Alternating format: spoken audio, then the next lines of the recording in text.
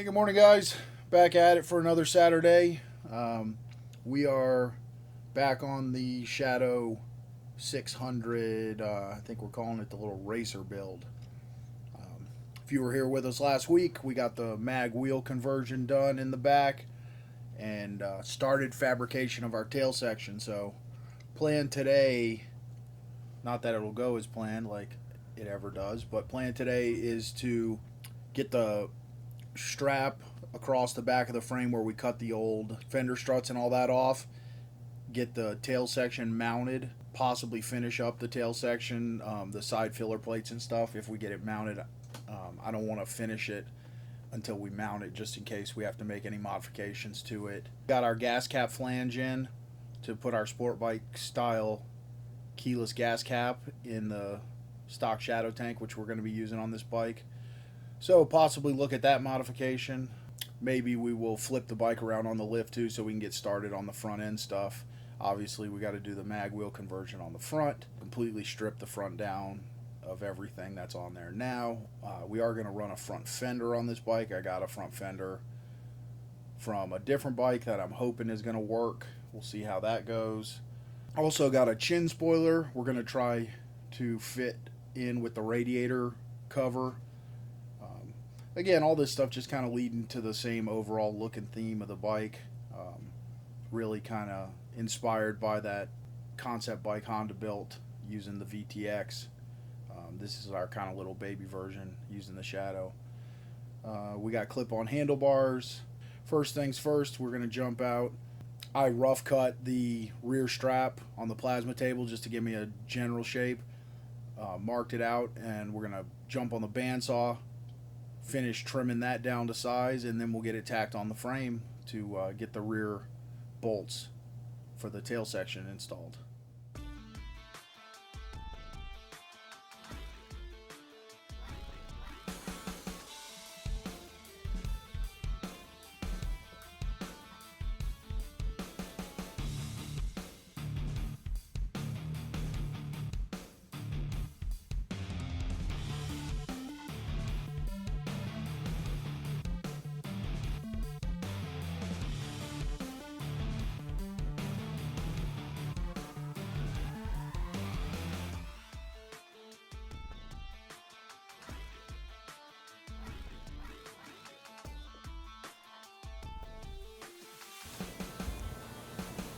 All right, so we got our piece cut out on the bandsaw.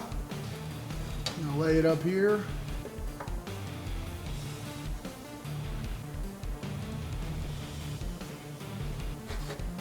I like that fit.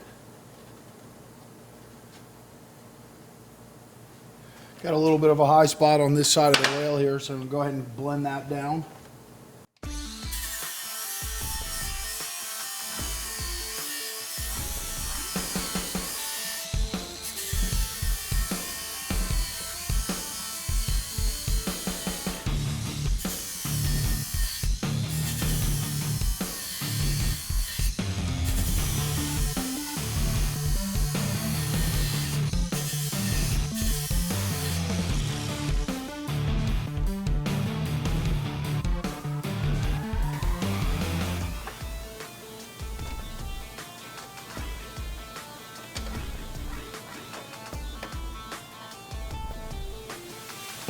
All right, so that's a good fit there. I'm gonna go ahead and grab the MIG welder so we can zap a couple tacks on this thing and continue on getting the seat fit.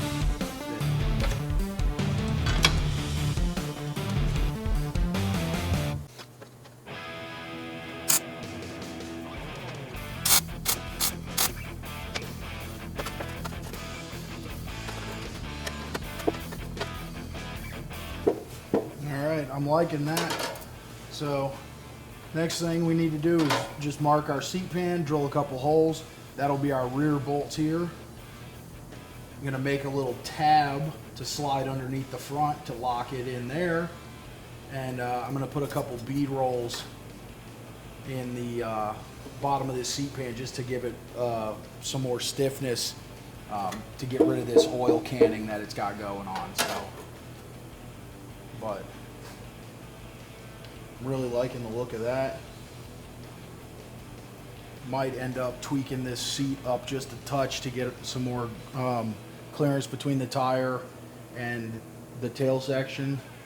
But we'll have to see when we get it down off of the jack and see how the suspension works. These don't have a terrible amount of suspension movement. So if I can get away with a little bit tighter gap, I think I will. Just from a style standpoint, I like the way that'll look better.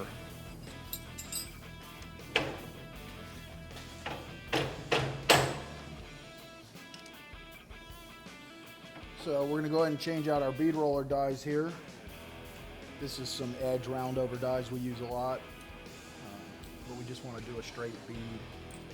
So you do always want to pay attention to which way your bead is gonna protrude. So in this instance, we want the bead sitting up so that it doesn't rest against our brace we just put in the frame.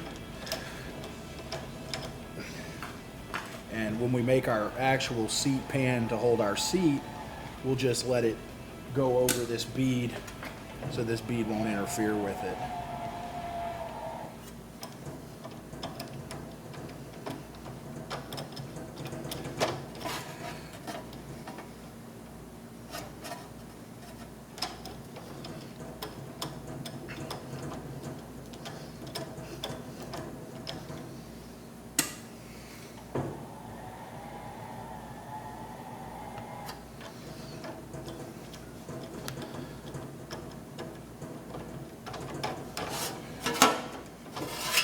All right, so it's that simple.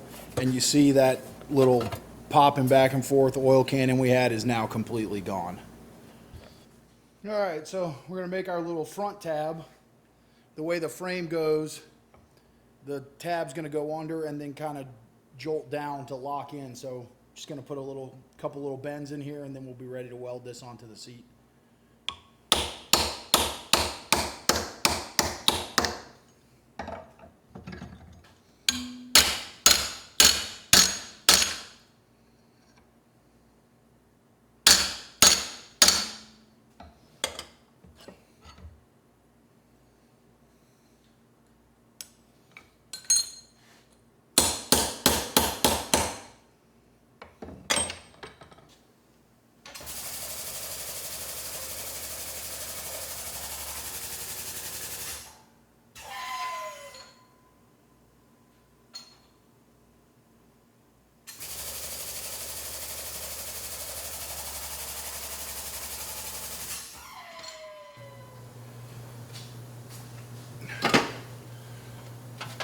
All right, so we got our front little tab made.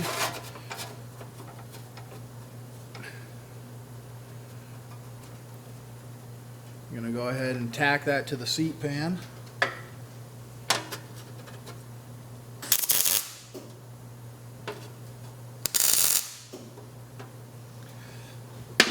So now when we put this on, obviously this will get all full welded, you know.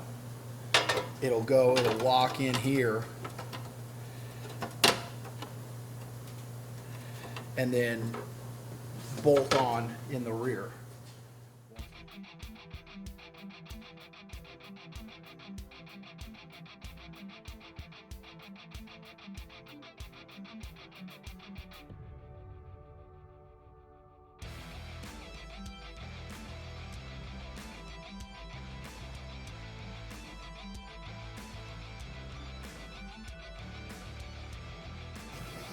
All right, so that's our seat pan all mocked up. I'm really happy with how this has turned out.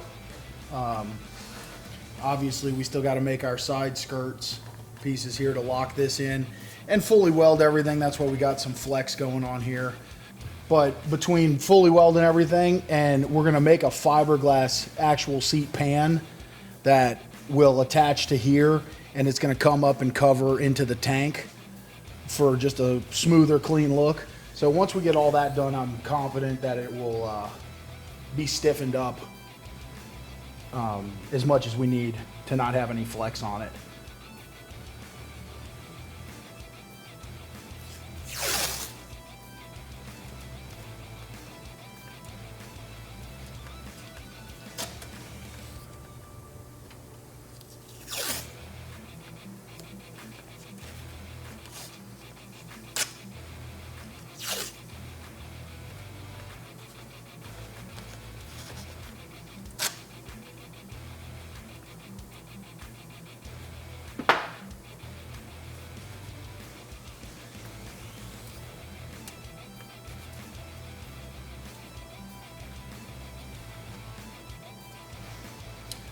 All right, so if you were wondering why we put the tape on here, besides the fact that it gives you a visual, if you want to try and check your work and see if you like how the overall finish is going to be, it also allows us to get a nice pattern for our piece of sheet metal that we need to cut to fill this in.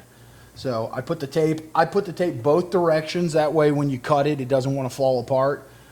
Take my filthy hands from the sheet metal, run the edges, you get a nice crisp line. Straight edge razor blade, and I just run it along the inside of the sheet metal.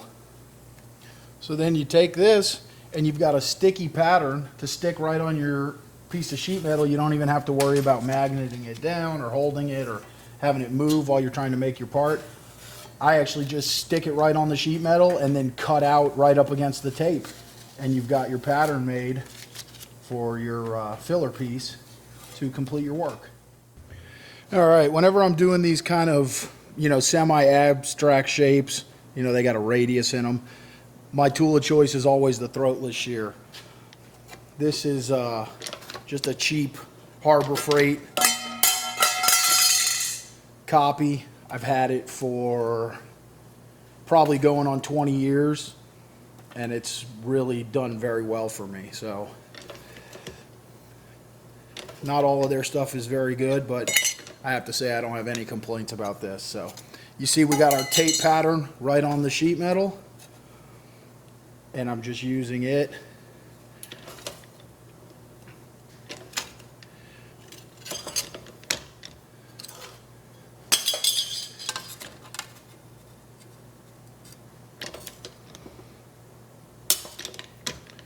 So this shear will tend to get a little bit of curl in the part when you're getting into this real thin stuff, but it's not a big deal. I just, straighten it back out just right by my hand. And there we have our piece, ready to go check fitment. All right, guys, just a quick interruption in the video here. I want to tell you about how to enter to win. As I said in a couple previous videos, we're going to pop this information in the middle of all of our videos here and there,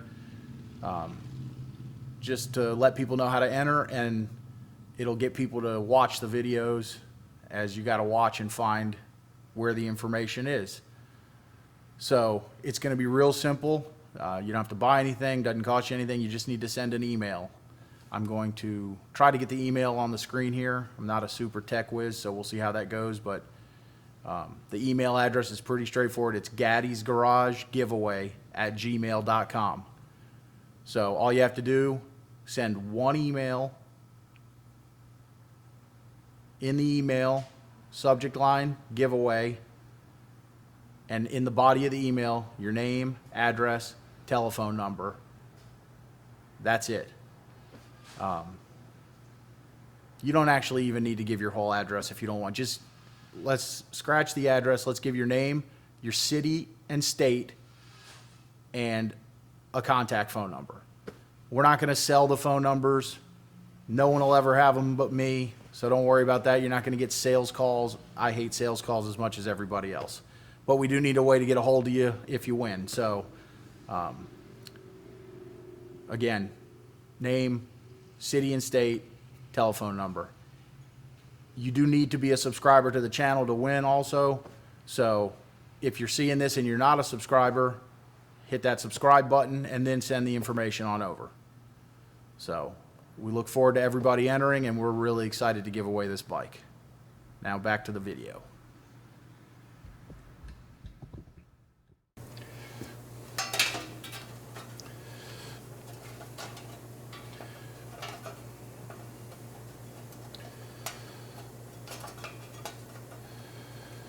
So there you have it. I mean, about as perfect as you could expect.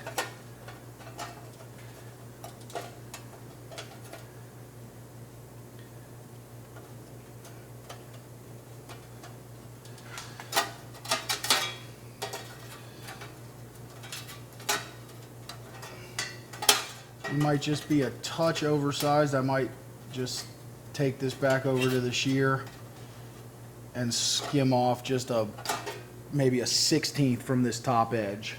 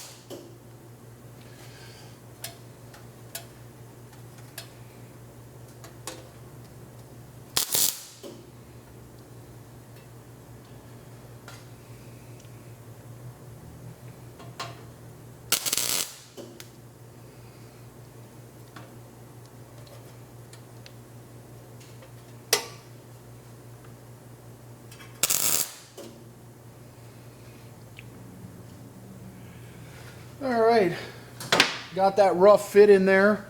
We'll take it over to the bench where we can TIG weld it, and we'll final sand all these areas to get a nice tight fit. Hammer up the loose spots just a little bit like we did in the back here last week. Obviously this little, probably should get rid of that now before it cuts me open bad.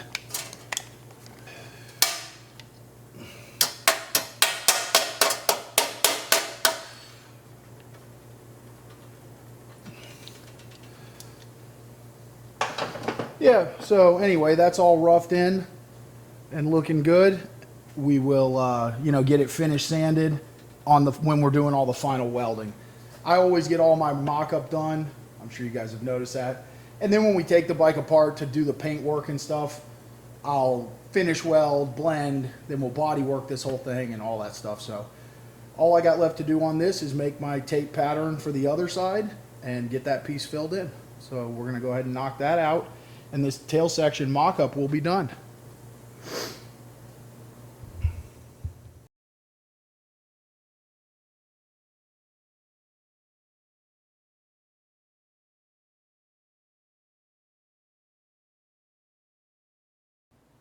All right, so we're gonna get our gas tank modified here. This is a gas tank flange out of a sport bike. Pretty much all sport bikes from, geez, I don't know, the late 90s probably, or late 80s up until today use this kind of large, like 4 3/4 inch gas tank flange or gas cap flange. I just like to put them, to me it adds a sportier look versus the stock gas cap.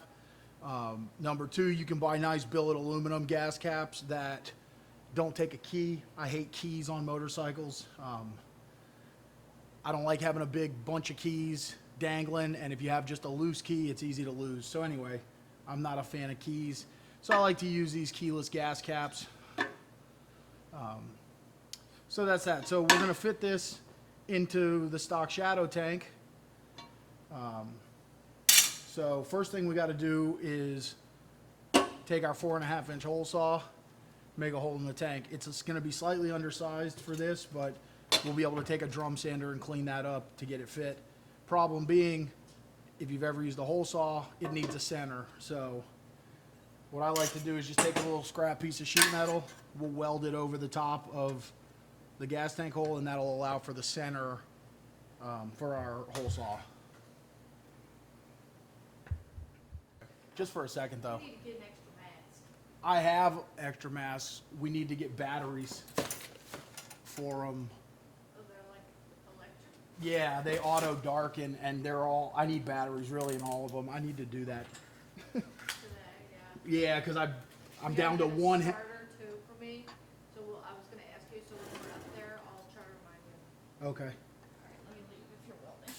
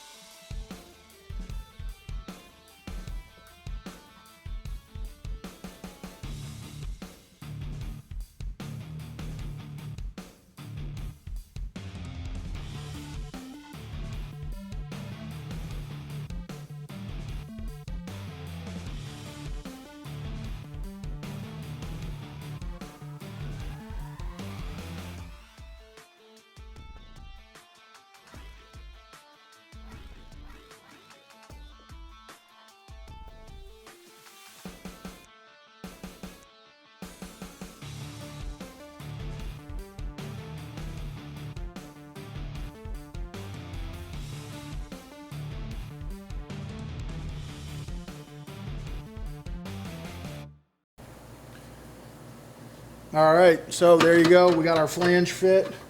You know, you want a nice tight fit to prevent warping when we weld it. Of course, as I mentioned, we can't weld it today until our cap arrives, and I don't think it's going to arrive today. So, but anyway, we got it fit, and we're ready to weld as soon as we get our cap here, so we know which way to clock it.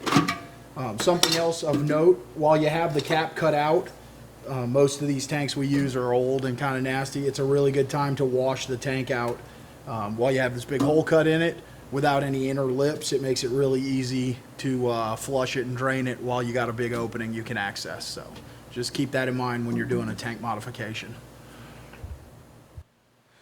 All right, so since we're at a stopping point on the tank, I went in and flipped the bike around. I'm gonna go ahead and get this front end torn off. Well, not the front end, but the front wheel and the bars and all this stuff we don't need, and figure out about getting these new front wheel and fender and all this stuff on here.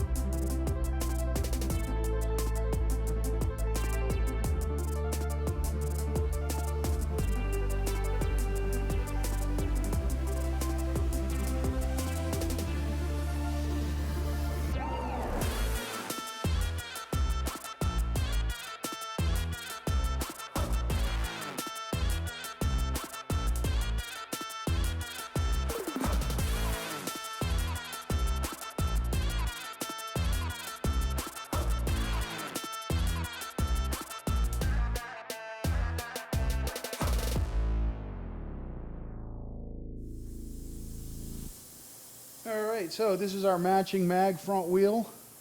Looks like we're gonna have to do the same kind of deal we did in the back and machine some custom spacers. Not a big deal, just what you gotta do when you're doing wheel swaps a lot of times. All right, so I don't have the 2-inch material I need to make the wheel spacer for the speedometer drive side, which obviously we're gonna delete. So I'll get some of that ordered for next week. And this is the fender I got that I want to run on here. And it's a little bit too wide, it looks like. Let me grab the fender mounting area is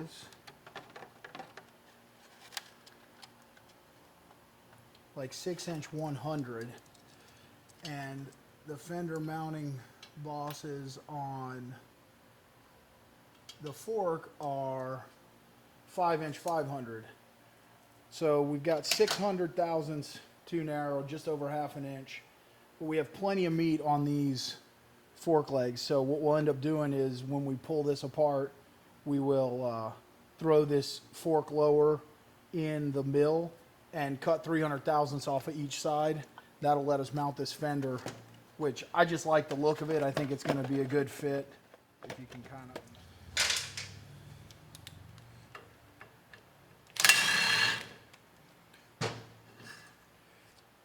One more other cool thing, I got this wave brake rotor for the front. Again, just really more for looks than anything. It's got a nice lightweight feel, and it looks really racy, which is basically why I got it.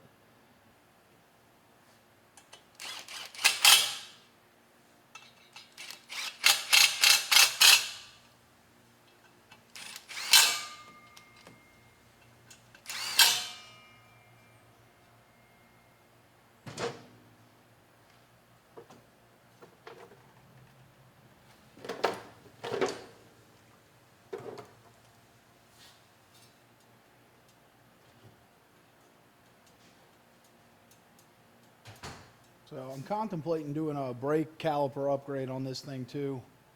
I'm just debating what kind, and once I get the wheel spacer in, I'll be able to check fitment on a couple of different ones I have hanging around here and see what we can come up with that looks cool and it's going to function the way we want.